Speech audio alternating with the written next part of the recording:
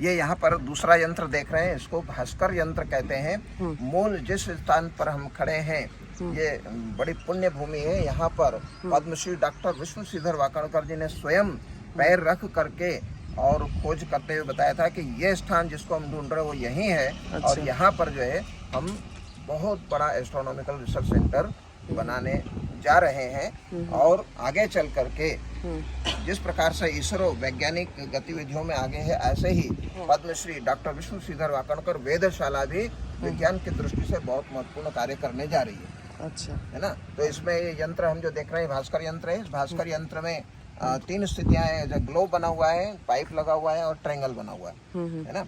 अब पृथ्वी अपने अक्ष पर झुकी हुई है और झुकी हुई नहीं होती तो उत्तरायण दक्षिणायन भी नहीं होता और दिन रात छोटे बड़े भी नहीं होते, ऋतुओं में परिवर्तन भी नहीं होता है। तो ईश्वर का बहुत बहुत धन्यवाद है कि उन्होंने हमारे लिए इतना विशेष हाँ जी जो है सही पृथ्वी बात को है। बनाया है। हाँ। और उसमें पृथ्वी के अक्षीय झुकाव को लेकर के ही ये पाइप को लगाया गया है इसमें।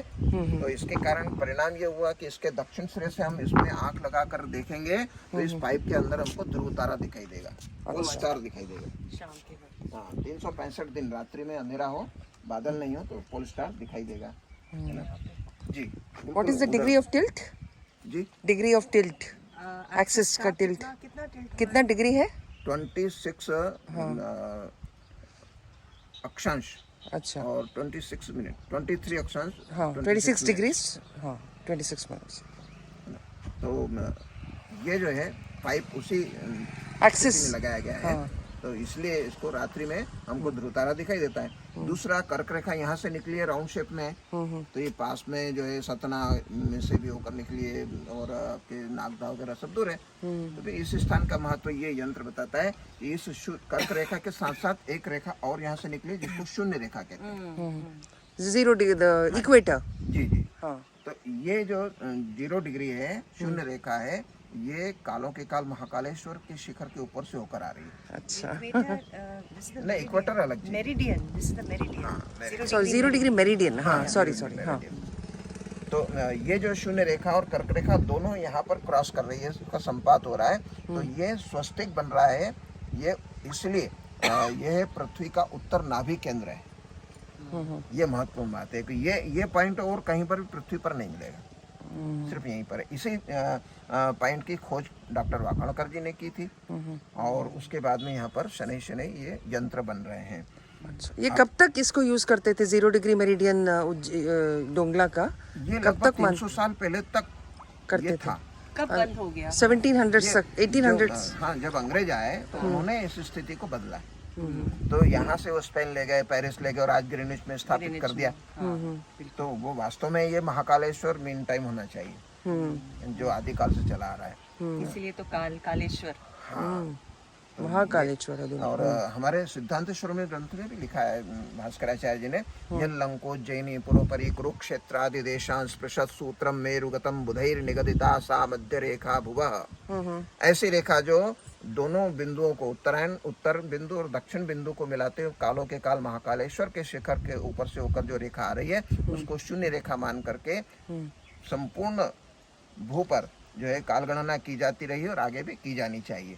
बहुत अच्छी बात बताई आपने। तो ये वही शून्य रेखा है और इस शून्य रेखा को दुर्भाग्यवश जो है अंग्रेज जब यहाँ पर इसमें परिवर्तन करके और ग्रीनिच ले गए। ग्रीनिच में क्या है, 55 डिग्री नॉर्थ में है ग्रीनिच। तो वहाँ सूर्योदय सूर्यास्त तो होता ही नहीं है। 2-2 महीने के जो है दिन होते हैं, 2-2 महीने की रातें होती है। तो अब 24 घंटे का दिन कैसे कल्पना उन्होंने नहीं की है, ये तो भारतीय कल्पना है। 60 घड़ी को उन्होंने 24 बना दिया। तो दिन रात की कल्पना तो भारतीय है क्योंकि यहाँ पर दिन रात होते हैं, सूर्योदय होता है, सूर्यास्त होता है ना। और ये जो शून्य रेखा इसको विचलित करके उन्होंने स्थापित तो कर दिया वहाँ पर। परंतु देखिए हमारा सौभाग्य एक बात का और कि ये जो शून्य रेखा इसको आज भी वो ग्रीनिच में मानते हैं।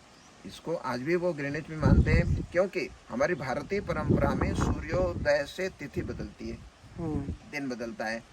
तो ये एक्सेप्ट करके हमारी संस्कृति को उन्होंने भी, जब यहाँ पर सूर्योदय होता है तब वहाँ पर दिन बदलते हैं, तो वहाँ पर रात्रि के 12 बजती है। करेक्ट। तो रात्रि में 12 बजे अगर दिन और तिथि बदली जाती है तो वो उसका कारण यही है। अच्छा I didn't think of that अब ये बताइए, ये भानु परम क्रांति शोध क्रांति की है वहाँ क्रांति। क्रांति सूर्य का उत्तरायण दक्षिणायन जो होता है ना, उसको क्रांति कहते हैं। अच्छा अच्छा इक्वेटर से नॉर्थ और साउथ जितना जाता है उसको क्रांति कहते हैं डिग्री। ज्योतिष की भाषा में। See we don't know a lot of terminology so हाँ, लॉट ऑफ टर्मिनोलॉजी 23 डिग्री और 26 मिनट्स जो है ना वो परम क्रांति हो गई। सूर्य की क्रांति, सूर्य का विचलन। अच्छा अच्छा विचलन। ये सब शब्द हमें सीखना होगा ना, हमने तो इंग्लिश में सीखा है। संस्कृत में हाँ ये अलग सा। हाँ thank you so much, thank you. का बहुत धन्यवाद। एक सेकंड हाँ बताइए। और भी ये जो शून्य रेखा है और कर्क रेखा दोनों का संपात बिंदु जो है, ये काल गणना का बहुत बड़ा हेतु भी है। क्योंकि पृथ्वी का अक्षीय झुकाव 24 डिग्री से 22, 22 से 24 ये मूवेबल है। कभी जो है ये 24 डिग्री तक झुकाव था पृथ्वी का और कभी 22 डिग्री भी हो जाएगा। तो ये जो 22 से 24 होना, 24 से फिर 22 होना, ये इसका कालखंड 27,000 साल का है। हाँ हाँ आप प्रिसेशन की बात कर रहे हैं ना? हाँ जी, प्रिसेशन बोलते हैं ना? हाँ जी, हाँ 27,000 साल। तो 27,000 साल के कारण ही आकाश में 27 बिंदु बनाए गए एक वृत्त के, उसको 27 नक्षत्रों का नाम दिया गया। यानी एक वृत्त को 27 भागों में ही क्यों बांटा गया, उसका कारण ये। तो ये 27 नक्षत्र 1,000 साल एक नक्षत्र पर ये कर्क रेखा रहती है।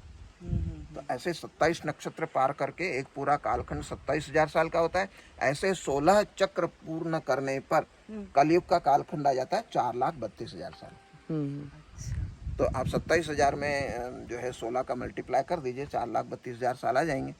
तो ये कलयुग का कालखंड आता है और कलयुग का एक कालखंड पूरा होता है तो इस पृथ्वी पर लघु प्रलय भी आता है। अभी कितना कालखंड हुआ है, मतलब अभी कितना, मतलब कितनी बार ये हुआ है? ये अभी जो है कलयुग जो आरंभ हुआ उसको 5,124 वर्ष में 25वां चल रहा है। और टोटल अपन अगर देखते हैं तो वो अपन एक संकल्प बोलते हैं जब कोई पूजन करते हैं, यज्ञ करते हैं, तो ओम तत्सत श्री ब्रह्मणो द्वितीय प्रहरे वैवस्वत मन्वंतरे अष्टाविंशति तमे कलियुगे कलि प्रथम चरणे, ये पूरी काल गणना है। अभी कौन से चरण में? हाँ अभी क्या हुआ है, ओम तत्सत श्री ब्रह्मा के 50 वर्ष पूर्ण होने पर 51वां वर्ष चल रहा है। तत्सत ब्रह्म द्वितीय प्रहरे यानी दोपहर चल रही ब्रह्मा की। वैवस्वत मनवंतरे, अब 14 मनवंतर होते हैं, उसमें से वैवस्वत मनवंतर ये 7वां मनवंतर चल रहा है ना। और उसमें भी 27 चतुर्युगी निकल गई है और 28वीं चल रही है। और 28वीं चतुर्युगी में सतयुग निकल गया, त्रेता निकल गया, द्वापर निकल गया, कलयुग चल रहा है। तो इन टोटल जब कैलकुलेशन करते हैं तो 1,97,49,49,124 वर्ष बीत गए और 25वां चल रहा है।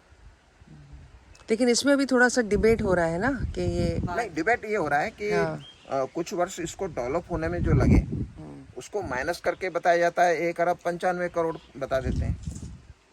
यानी जीवन आरंभ हुआ वो दिनांक अलग है और पृथ्वी का निर्माण हुआ वो दिनांक अलग। ये जो है निर्माण वाली स्थिति में 1,97,29,49,124 यानी बिग बैंग जिसको बोलते हैं।